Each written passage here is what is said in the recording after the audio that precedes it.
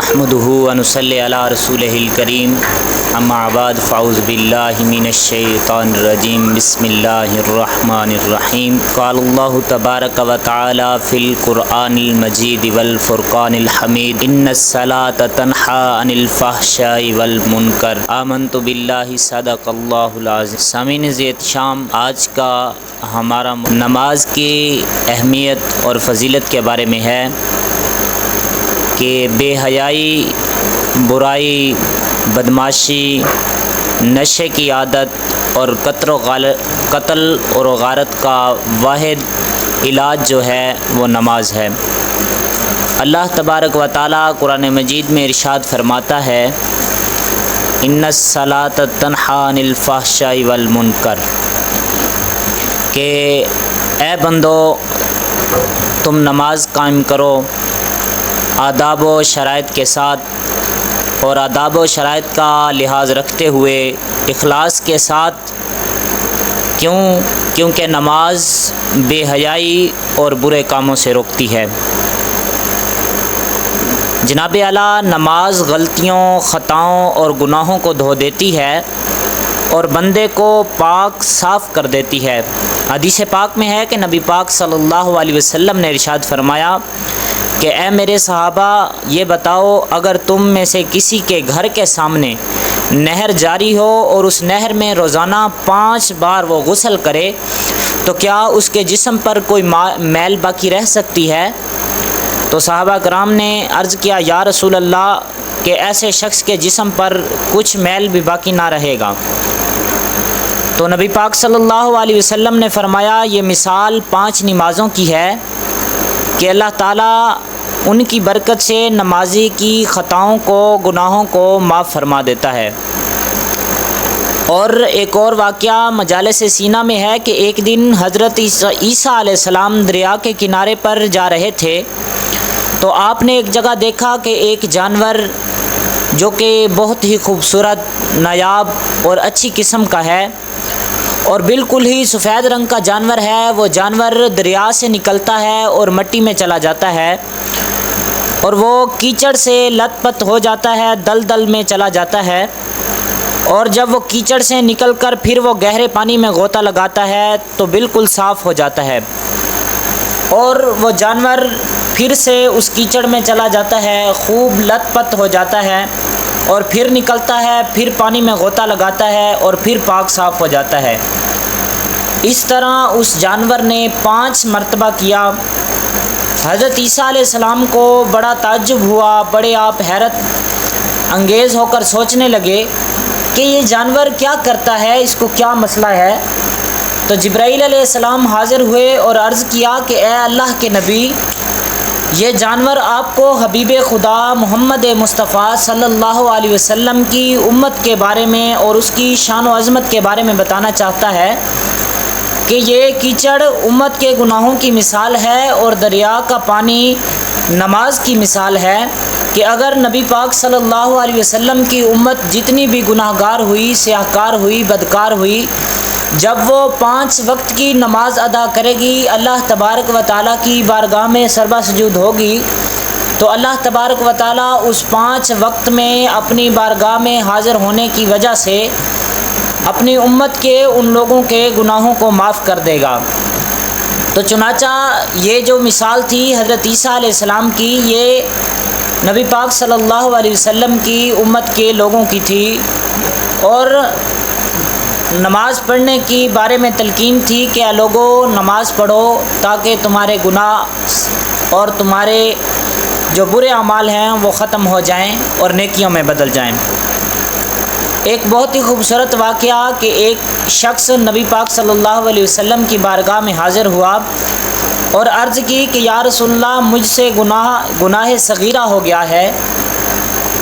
تو میں کیا کروں؟ مجھے اس گناہ کی شریعت کے مطابق سزا دی جائے۔ تو نبی پاک صلی اللہ علیہ وسلم یہ سن کر خاموش ہو گئے اور نماز کا ٹائم تھا تو آپ نے صحابہ کرام کو فرمایا کہ آؤ نماز کے لیے چلیں۔ تو سب نماز کے لیے چلے گئے، نماز ادا کی۔ جب نماز سے فارغ ہوئے تو وہ صاحب پھر کھڑے ہو گئے اور پھر نبی پاک صلی اللہ علیہ وسلم کی بارگاہ میں عرض کرتے ہیں کہ یا رسول اللہ مجھ سے گناہ صغیرہ ہو گیا ہے اور مجھے شریعت اور قانون کے مطابق، اسلامی قانون کے مطابق مجھے اس گناہ کی سزا دی جائے۔ تو نبی پاک صلی اللہ علیہ وسلم نے پوچھا کہ کیا تو نے ہمارے ساتھ نماز ادا نہیں کی؟ کیا تو نے ہمارے ساتھ نماز نہیں پڑھی؟ تو اس نے عرض کی یا رسول اللہ میں نے آپ کے ساتھ نماز پڑھی ہے۔ تو آپ صلی اللہ علیہ وسلم نے فرمایا کہ تیرا گناہ نماز کی برکت سے معاف کر دیا گیا ہے۔ اور اللہ تبارک و تعالیٰ نے قرآن مجید میں ارشاد فرمایا کہ اے بندے تو نماز کو رات دن میں قائم رکھ، اے بندے تو نماز کو رات دن میں قائم رکھ کہ نیکیاں برائیوں کو لے جاتی ہیں۔ اور جب سے اس نے یہ حکم سنا تو عرض کیا یا رسول اللہ کیا یہ صرف میرے لیے ہے کہ یہ جو حکم اللہ تبارک و تعالیٰ نے نازل فرمایا ہے یہ فقط میرے لیے ہے؟ تو نبی پاک صلی اللہ علیہ وسلم نے فرمایا نہیں، یہ حکم میری ساری امت کے لیے ہے۔ جو بھی کوئی شخص گناہ کرے، جتنا بھی گناہ گار ہو، سیاہ کار ہو، اگر وہ میری بارگاہ میں آئے جب مؤذن اذان دیتا ہے اور وہ شخص نماز کے لیے مسجد میں آئے تو اللہ تبارک و تعالیٰ اس کے تمام گناہوں کو معاف کر دیتا ہے۔ سیدنا ابو ذر غفاری رضی اللہ تعالیٰ عنہ فرماتے ہیں کہ ایک دن رسول اللہ صلی اللہ علیہ وسلم باہر نکلے، جب موسم خزاں تھا باہر گئے تو ایک درخت نظر آیا۔ نبی پاک صلی اللہ علیہ وسلم اس درخت کے قریب گئے اور اس درخت کی 2 ٹہنیوں کو پکڑ کر حرکت دی تو پتے نیچے گر گئے۔ پھر نبی پاک صلی اللہ علیہ وسلم نے فرمایا کہ اے ابو ذر، میں نے عرض کیا جی یا رسول اللہ صلی اللہ علیہ وسلم۔ آپ نے فرمایا جب مومن اللہ تبارک و تعالیٰ کی رضا کے لیے نماز پڑھتا ہے تو اس کے گناہ یوں جھڑتے ہیں جیسے اس درخت کے پتے جھڑ رہے ہیں۔ سامعین ذی احتشام، اس سے معلوم ہوا کہ اللہ تبارک و تعالیٰ کی بارگاہ میں اگر سچے دل سے، خلوص نیت سے نماز ادا کی جائے تو اللہ تبارک و تعالیٰ گناہوں کو معاف فرماتا ہے۔ سامعین ذی احتشام، نبی پاک صلی اللہ علیہ وسلم نے ایک نمازی کا ذکر کرتے ہوئے ارشاد فرمایا کہ جو بندہ نماز کو پابندی سے پڑھے تو یہ نماز اس کے لیے قیامت کے دن نور ہوگی اور نمازی کے لیے بخشش کی سند ہوگی اور ذریعہ نجات ہوگی۔ یعنی کہ کوئی شخص تہہ دل سے اللہ تبارک و تعالیٰ کی خلوص نیت سے اللہ تبارک و تعالیٰ کی عبادت کرتا ہے تو اللہ تبارک و تعالیٰ کی نماز ادا کرتا ہے تو نبی پاک صلی اللہ علیہ وسلم نے فرمایا کہ وہ نماز روز قیامت اس شخص کے لیے بخشش کی سند ہوگی، ایک سرٹیفکیٹ ہوگا اس شخص کے لیے جو خلوص نیت سے نماز ادا کرتا ہے، اور اس کے لیے ذریعہ نجات ہوگی۔ کسی نے عرض کیا یا رسول اللہ نیکیوں میں سے کون سا عمل افضل ہے؟ آپ صلی اللہ علیہ وسلم نے فرمایا کہ نماز۔ اس شخص نے دوبارہ آپ صلی اللہ علیہ وسلم کی بارگاہ میں عرض کیا کہ یا رسول اللہ کون سا عمل افضل ہے؟ نبی پاک صلی اللہ علیہ وسلم نے پھر ارشاد فرمایا کہ نماز۔ تیسری بار عرض کیا کہ اس کے بعد،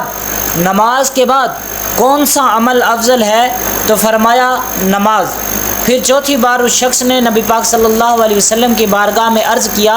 کہ یا رسول اللہ نماز کے بعد کون سا عمل افضل ہے، یعنی کہ اس کے بعد کون سا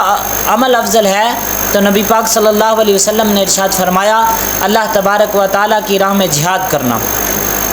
ایک اور احادیث مبارکہ ہے کہ نبی پاک صلی اللہ علیہ وسلم نے حضرت ابو ہریرہ رضی اللہ تعالیٰ عنہ کو فرمایا کہ اپنے گھر والوں کو نماز پڑھنے کا حکم دو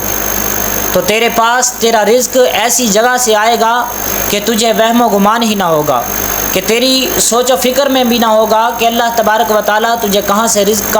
رزق عطا فرمائے گا۔ سیدنا عثمان غنی رضی اللہ تعالیٰ عنہ فرماتے ہیں کہ میں نے رسول اللہ صلی اللہ علیہ وسلم سے سنا کہ جس کسی نے اچھی طرح وضو کیا پھر مسجد کی طرف فرض نماز ادا کرنے کے لیے چلا اور امام کے ساتھ نماز ادا کی تو اس کے گناہ بخش دیے جائیں گے۔ سامعین ذی احتشام،